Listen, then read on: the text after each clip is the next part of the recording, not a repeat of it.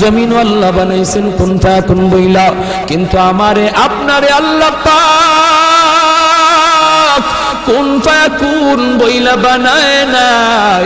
আমাকে আপনাকে যখন আল্লাহ বানাইছে, খালাকতু বিয়াদাইয়া, আল্লাহ বলে আমি আমার নিজের হাত দিয়া বান্দা বান্দিরে বানাইছি।